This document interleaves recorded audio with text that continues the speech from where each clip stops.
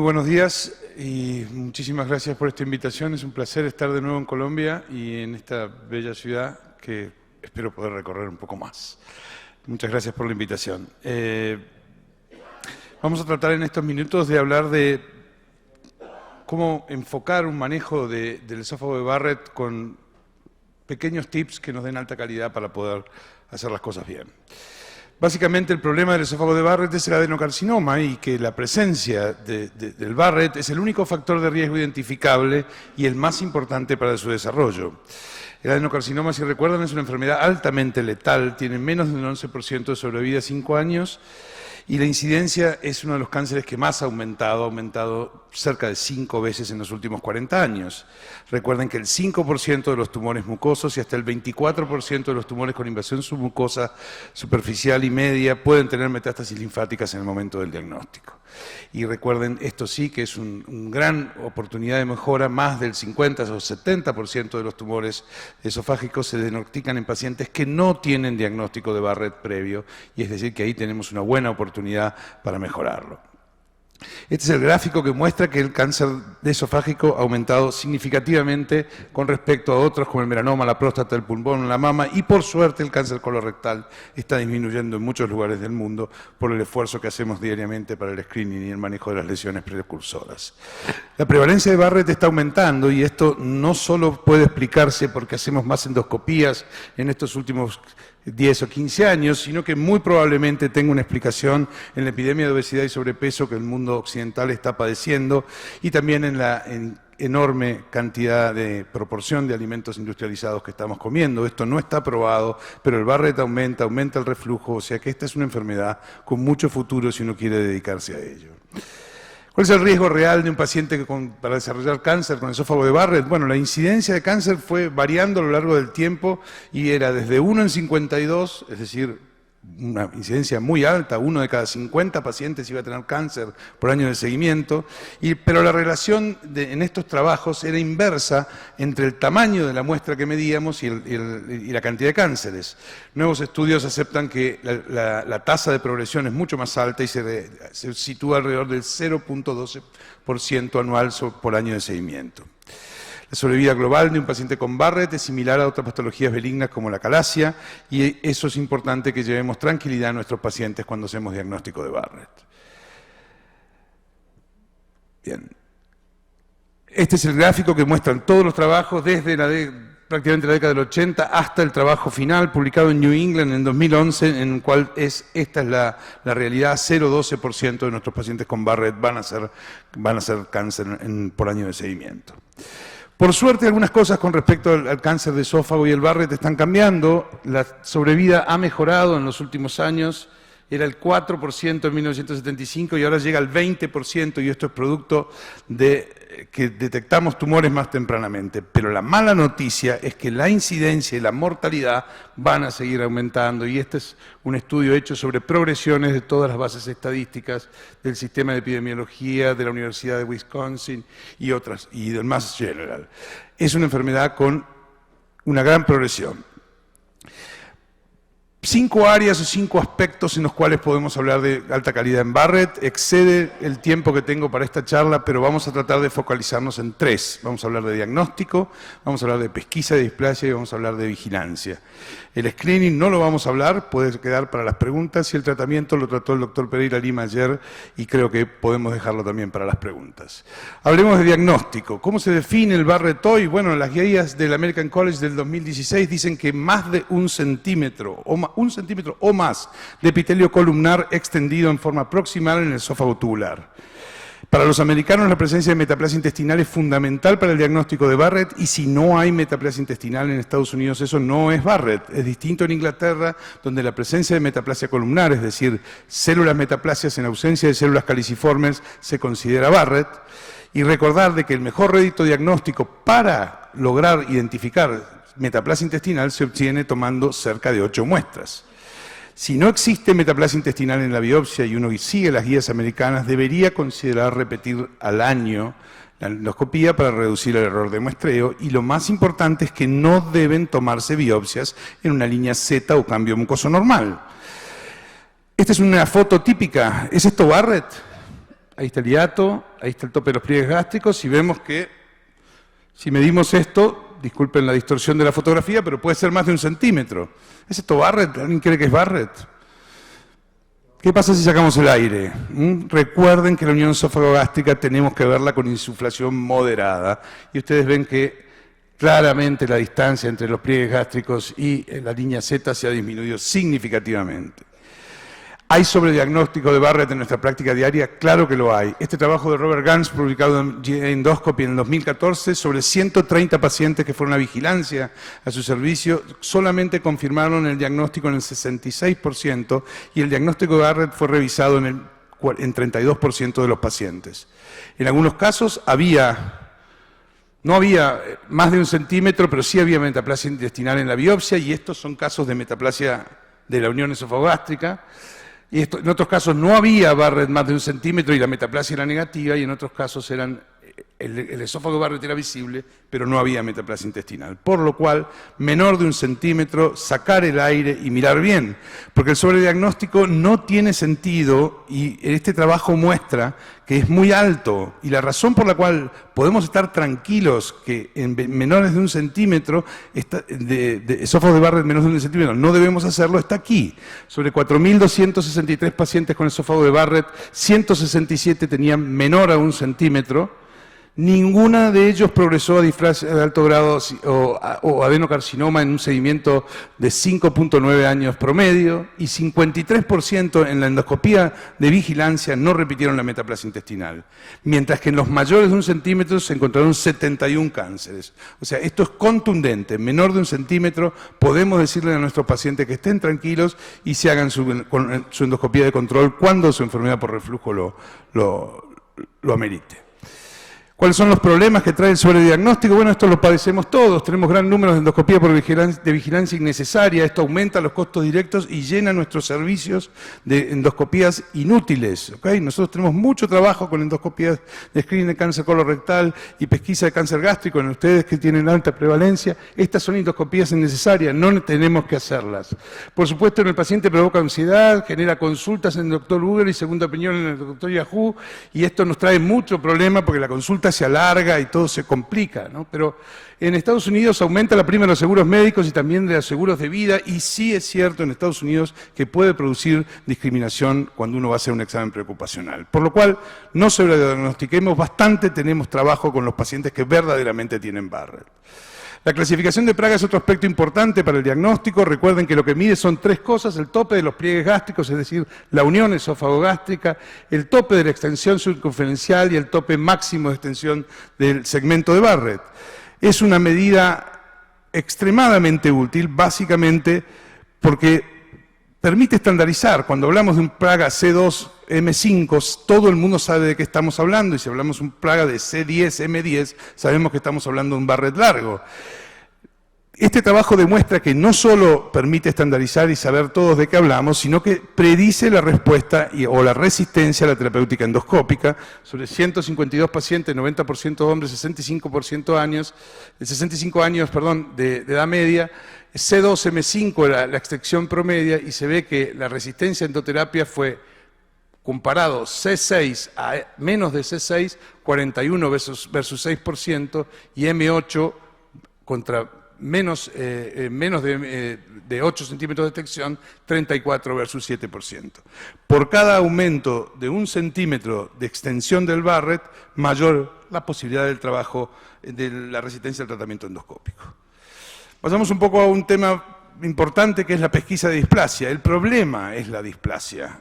¿Okay? Es el problema de todos los que hacemos Barrett. ¿Y por qué? Porque la valoración del riesgo de desarrollar cáncer solamente lo basamos hoy en la displasia, en el hallazgo histológico de displasia, y la displasia es un mal marcador, es un marcador poco confiable. Es el único que tenemos, pero es malo. ¿Y es malo por qué? Porque tenemos baja tasa de concordancia entre el observador, tenemos baja tasa de concordancia entre... El patólogo le cuesta diferenciar entre displasia y cambios reactivos, le cuesta definir el grado a veces entre displasia de bajo grado, indefinido para displasia de alto grado, pero es lo único que tenemos hoy validado en series grandes. Por su imperfección necesitamos aumentar la calidad de la endoscopía para que nos permita nuevas estrategias que nos permitan más certeza para cuantificar el riesgo y definir qué paciente tiene más riesgo para poder ser tratado y cambiar la historia natural. ¿Cómo podemos mejorar? Bueno, algunas cosas podemos hacer. Tenemos que limpiar el esófago, ya lo vimos en la charla del doctor Emura. Tenemos que mejorar el recurso humano, vamos a ver algún trabajo para ello, vamos a tomarnos un poco más de tiempo. Hay nuevas, y algunas no son tan nuevas, tecnologías en imágenes, y después hay cosas que forman parte de la ciencia ficción que las voy a mencionar porque no están al alcance nuestro en Latinoamérica, aunque deseamos que algún día lo estén. Bien, el recurso humano es importante. Se sabe que cuando uno hace vigilancia en pacientes con médicos que están acostumbrados a ver Barrett y se toma, en vez de 15 minutos, 30 minutos, mejora significativamente la tasa de displasia, y esto lo demuestra el doctor hoy en el trabajo publicado en la endoscopia el año pasado.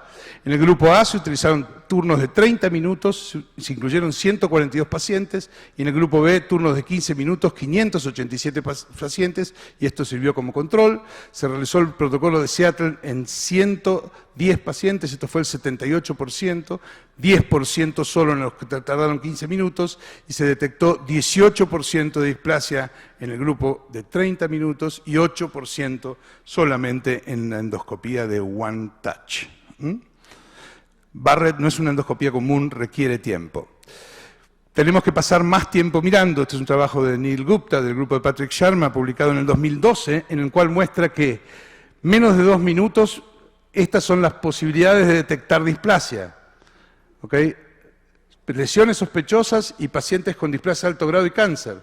Crece dramáticamente hasta más de 7 minutos y tenemos que tomarnos más tiempo en mirar el esófago, eso no hay ninguna duda.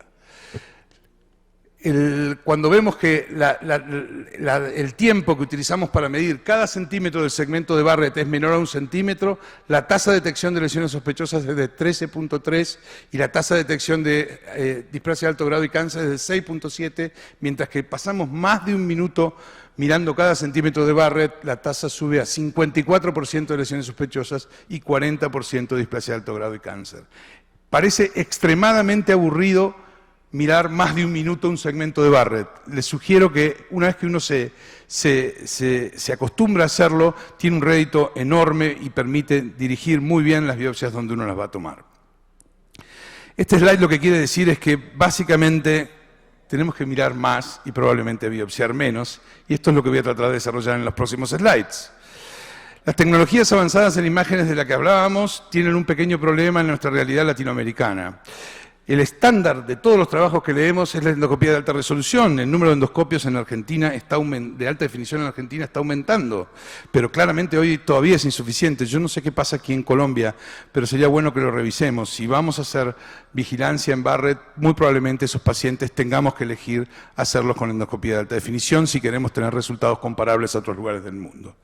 Las nuevas y no tan nuevas tecnologías de imágenes son la cromoscopía, la magnificación, la cromoendoscopía electrónica con NBI.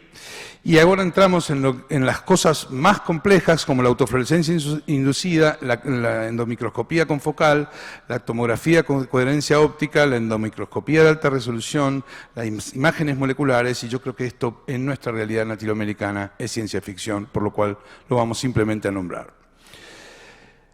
El ácido acético sí es una cosa útil, el vinagre se vende en todos los supermercados de Latinoamérica, y recuerden que utilizado en una dilución del 1 al 3% elimina la capa mucosa superficial, produce una acetilación reversible de las proteínas celulares, produciendo un efecto que se llama acetoblanqueado, que realza el patrón mucoso superficial, produce también bajo congestión, un eritema que inicialmente no se ve por el acetoblanqueado, y la pérdida del aceto blanqueado, es decir, cuando rápidamente la lesión se pone rosa o quick pink, es un predictor altísimo de displasia. Este es un resumen de todos los trabajos. El de arriba muestra todos los resultados 64, 54, 190, 701 y 972 procedimientos utilizando ácido acético en pacientes. Y lo que vemos es que 24% de upgrade con ácido acético para diagnóstico de displasia, 5% de ganancia, alta sensibilidad y especificidad, 6 veces más displasia detectada en este trabajo grande publicado en el 2014 en Gastrointestinal Endoscopy. El ácido acético está al alcance de todos, simplemente lo que hay que hacer es tomarse el tiempo de usarlo, o sea, dentro de los minutos que vamos a mirar el Barrett lo vemos. Estas son algunas imágenes de cómo hacemos ácido acético nosotros. Ahí claramente ustedes ven cómo mejora la calidad el endoscopio es bueno, pero el ácido acético lo hace aún mejor. Claramente cómo se ve el Barrett con ácido acético es magnífico. Cómo se ven las displasias, en este caso una displasia nodular, claramente se ve cómo se realza la imagen de la imagen nodular. Esta es la pérdida del aceto blanqueado, este es el quick pink. Claramente el esófago está cocido, nosotros decimos se cocinó con el ácido acético y rápidamente las lesiones se ponen rosas rápido y ahí es donde vamos a dirigir la biopsia cuanto antes. Respecto a otras cosas de imágenes, bien, algunos de nosotros disponemos de NBI y endoscopía de resolución. Los trabajos, la mayor cantidad de trabajos de endoscopía con cromoscopía electrónica están hechos con el NBI, aunque hay trabajos con iScan y con BLI. Recuerden que ha demostrado que solamente la utilización de ácido acético y NBI mejora y llega a los límites de incorporación de tecnología pedidos por la Asociación Americana de Endoscopía. Todas las demás, la cromoendoscopía sola con azul de metileno o con índigo carmín y el confocal y los demás aún no han llegado a los límites de incorporación de tecnología. ¿Cómo se ve el narrow banding? Bueno, este es un Barrett sin displasia. Ustedes ven que el patrón es redondo, puede ser de tipo velloso en el caso de la mucosa. Y lo que mostraba hoy Fabián, claramente aquí hay distorsión de los vasos, áreas avasculares, vasos que se amputan y se sumergen. Es interesante cuando uno empieza a mirar estas lesiones, lo fácil que es decir, este paciente tiene alta predictibilidad de displasia. Bien, por último, la vigilancia. Y sabemos que hay un aumento de sobrevida en los pacientes con adenocarcinoma diagnosticados en programas de vigilancia en estudios retrospectivos. El óptimo tiempo de vigilancia es el endpoint por displasia de alto grado a 5 años y esto ya no es el estándar de tratamiento porque los pacientes no se hacen más esofagectomía por displasia de alto grado, sino que se tratan endoscópicamente.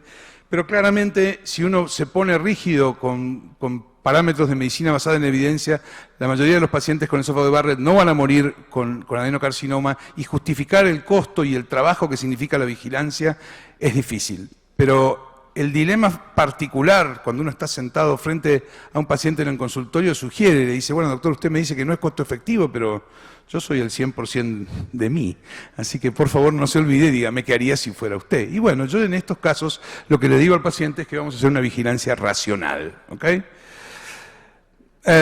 Recuerden que el problema de la vigilancia tomando muestras es que la displasia es focal y que muchas veces tenemos displasia y cáncer temprano en la ausencia de anomalías endoscópicas nodulares, ¿okay? O lesiones deprimidas.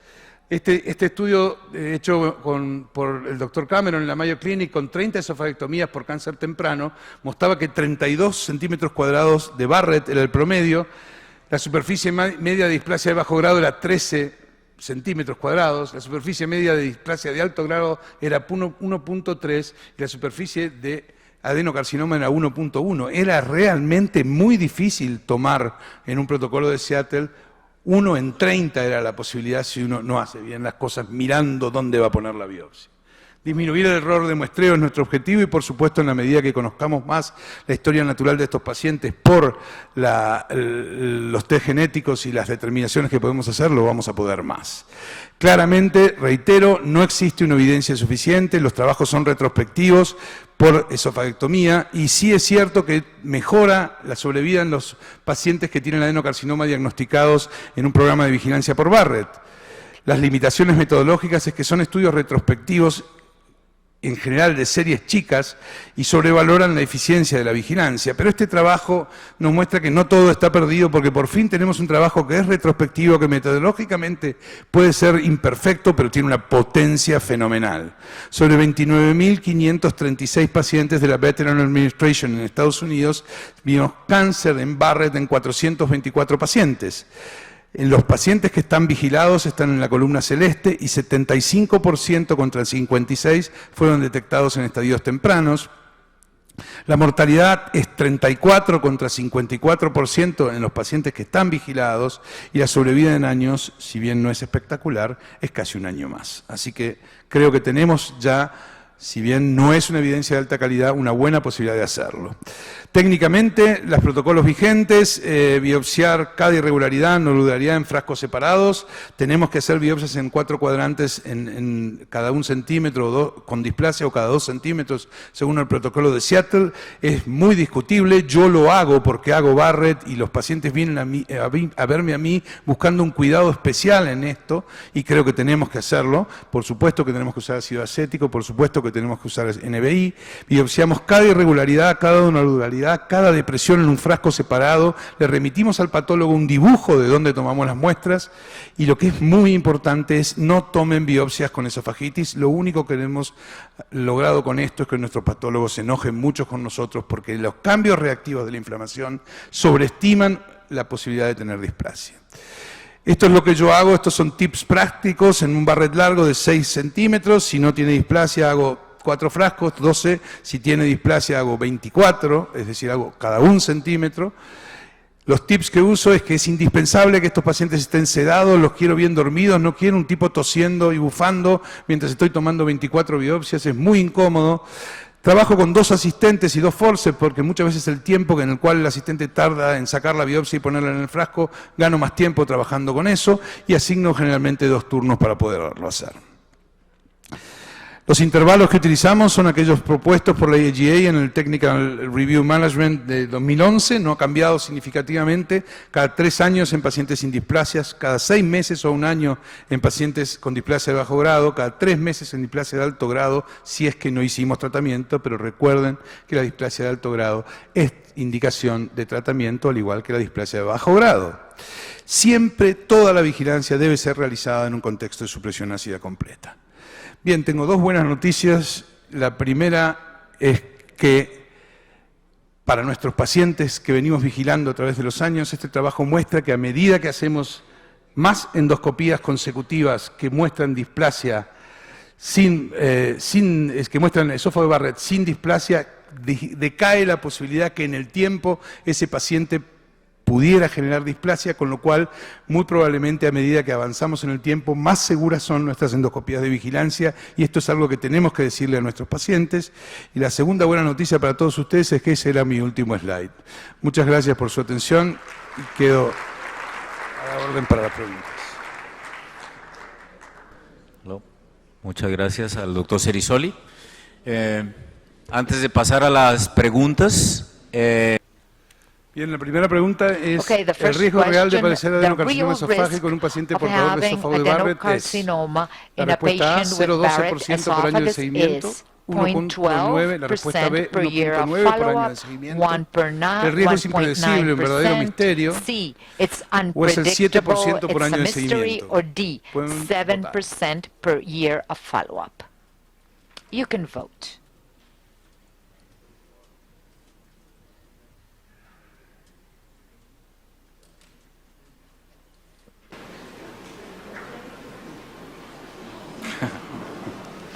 Bien, sí, es real, es correcto. 93% de la gente piensa que es un 0,12% por año. Y esto es importante para no meter miedo en un paciente con diagnóstico de Barrett. El diagnóstico de Barrett no puede ser una cruz, no puede ser un estigma. Yo diría que esto ya es una condición para vigilar en el tiempo, para el cual tenemos armas terapéuticas para resolver su problema y no debe ser un motivo de miedo, sino yo suelo decir que es un motivo para ocuparse y no para preocuparse, sobre todo en un Barrett corto. Pasamos a la segunda pregunta. La utilización de la clasificación de Barrett permite definir la extracción de la metaplasia intestinal, es la primera respuesta. Permite la predicción de la respuesta a la terapéutica endoscópica. C, permite evitar tomar las biopsias en los 4 cuadrantes, o D, la respuesta A y la B son correctas. Pueden votar, por favor.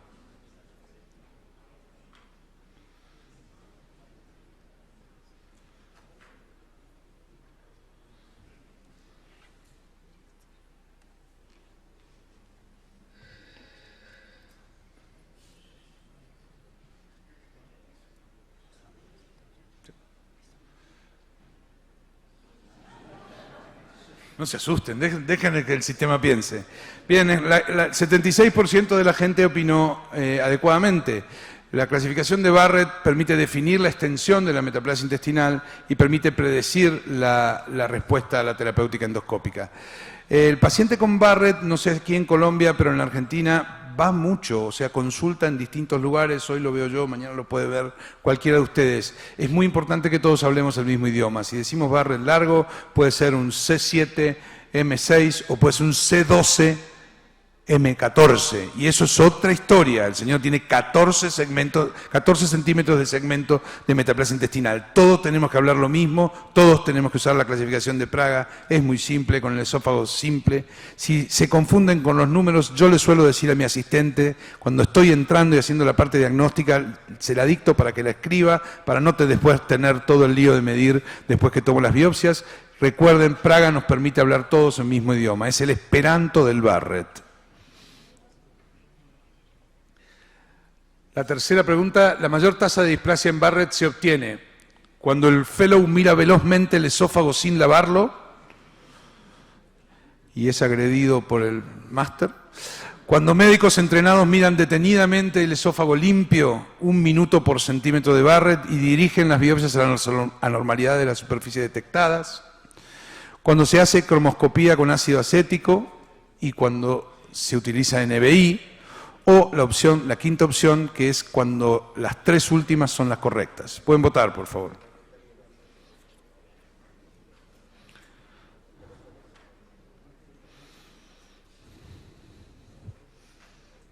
¿Podemos ver? Bien, claramente cuando usamos ácido acético, cuando usamos NBI, cuando lo tenemos, pero sobre todo cuando le dedicamos tiempo, tenemos más chance de detectar displasia en Barrett. 1 centímetro por minuto, aunque nos aburramos, hagamos la gimnasia. El paciente está sedado y viene a buscar una endoscopía de alta calidad. La próxima creo que ya estamos, ¿no? La vigilancia en pacientes con Barrett, ¿cuándo debe hacerse? Debe realizarse, no hay problema tomando las muestras en presencia de esofagitis, es la primera opción. Con 1 o 2 biopsias cada centímetro de Barrett son suficientes. Todas las biopsias deben ser remitidas al patólogo en el mismo frasco, 20 biopsias en un frasco, así el patólogo se hace idea de qué es lo que pasa, o las biopsias deben ser dirigidas por los hallazgos con ácido acético y NBI. Pueden votar, por favor.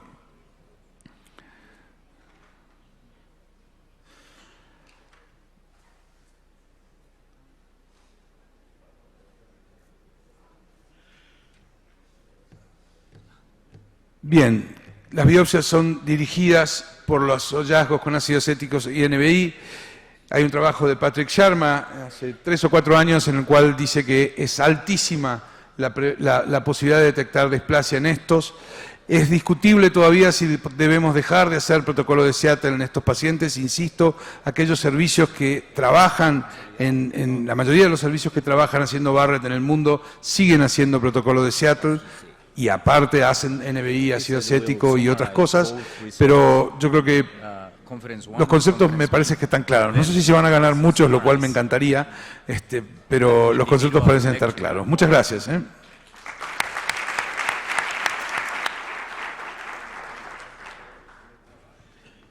Se abre la sesión para preguntas del auditorio.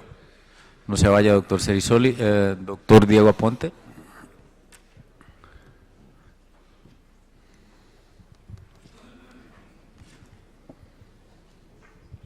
Muchas gracias, doctor. Muy clara y muy bonita la conferencia. Quería preguntarle primero cuál es la técnica que utiliza usted con el ácido acético, qué porcentaje, cómo lo usa en general la técnica. Esa es la primera pregunta. Y la segunda pregunta, quería decirle si usted, como mostró ver más, biopsiar menos versus Seattle, cuál es lo que hace en su práctica y cuál es la correlación que ha obtenido solamente cuando mira y analiza, hace la correlación de las lesiones que usted ve y las contrasta con el reporte de patología. Bien, la primera pregunta, nosotros hacemos preparar ácido acético al 2 o al 2.5% o al 3% estaría bien. Recuerden que cuanto más ácido acético tiene la solución, más intenso es el blanqueado. ¿Okay? Nosotros creo que con 2,5% estamos usando ahora y está muy bien, pero se puede usar vinagre de cocina, vinagre de alcohol. El vinagre de alcohol es al 9% y uno debería diluirlo 1 en 10. Perfectamente, yo no sé cuál es la tasa de dilución del ácido acético del supermercado aquí, pero lo podrían usar perfectamente bien, de hecho alguna vez lo hemos hecho, es al 9%. El 1 en 10 o 1 en 20 o 1 en 5 podrían diluirlo perfectamente. Así que esa es la tasa, 2.5% es la dilución que nosotros usamos después de titular. Usamos al 1, 1,5, al 2, al 3 vimos que quemaba mucho, al 2.5 estamos usando ahora y nos va bien.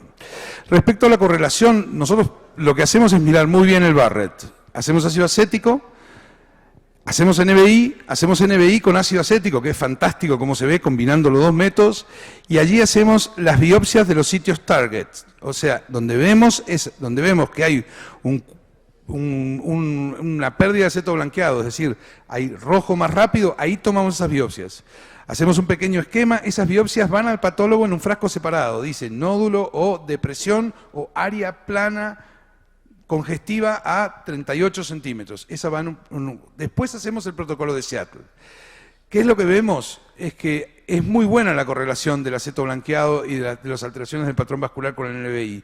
Pero a mí me sigue sorprendiendo cuando hago un Barrett largo de 8 o 9 centímetros, cómo a veces puedo tener displasia de alto grado a 4 centímetros de donde tenía una lesión de displasia de alto grado, en una zona que no lo hubiera sospechado jamás, porque es un área plana sin alteración del patrón vascular. Y esa es la razón por la cual sigo haciendo Seattle.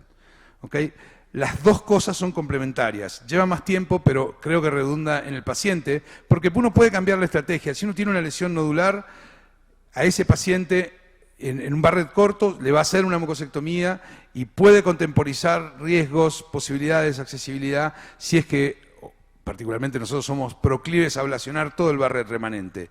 Pero si tengo un Barrett de 12 centímetros con una lesión nodular abajo, en el cuadrante superolateral, y arriba tengo displasia de alto grado, a ese paciente le hago la mucosectomía, pero la ablación es mandatoria, porque si no el señor va a hacer otro cáncer arriba.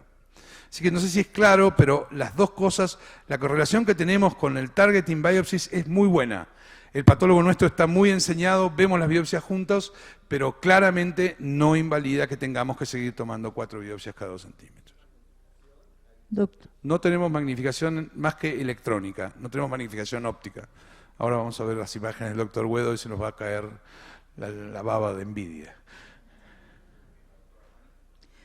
Doctor, quisiera preguntarle, si bien es cierto, es controvertido lo de la mucosa cardial y la mucosa oxíntica, quisiera oír su opinión con respecto al manejo de los pacientes que tienen dichos hallazgos histológicos. Nosotros esos pacientes los seguimos, ¿okay? Nosotros somos proclives a seguirlos. El cáncer gástrico en la Argentina es una enfermedad rara, es baja la incidencia, pero el poco cáncer gástrico que tenemos es cáncer de unión esofágico-gástrica, el cáncer de cardias. Así que yo particularmente soy muy proclive a seguirlos en estos casos inicialmente, anualmente, y en el caso de que la endoscopía anual sea normal, lo seguimos cada 2 o 3 años. ¿Okay? Yo creo que hay que seguirlos. Pero insisto, acá hay muchas cosas locales. Ustedes creo que con la incidencia de cáncer de estómago que tienen en Colombia, directamente es indiscutible. Estos pacientes hay que seguirlos y hay que biopsiarlos. Bien, ¿alguna otra pregunta al auditorio? Doctor Cepeda.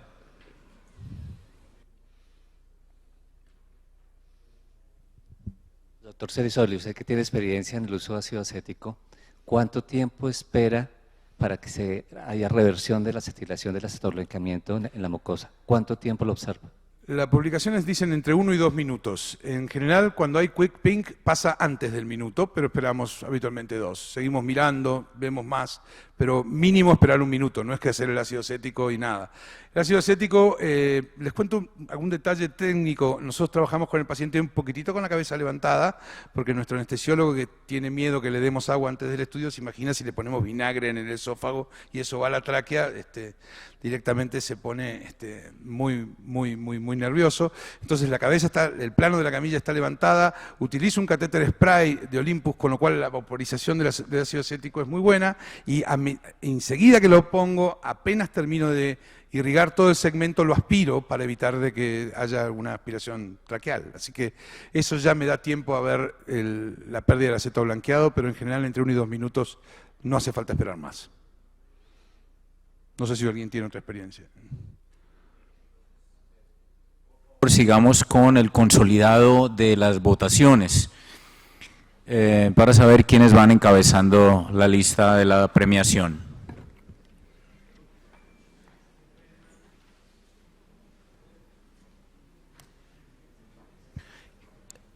Queremos reconocer a los números 322, 324 y 330. ¿Quiénes son? Pónganse de pie, por favor. Bien, ¿y el tercero? ¿Allá atrás? Bien. Los nombres son, ¿quiénes? 322, Hernando Vergara, doctor Hernando Vergara. El 324, doctor Henry Rubiano. Y el 330, el doctor Álvaro Gómez. Hasta ahora ustedes están recibiendo el premio de la Organización Mundial, que es un año libre, o sea, sin costo de membresía a la Organización Mundial. Bien, vamos a la... Gracias, doctor Cerisoli. Un aplauso, por favor.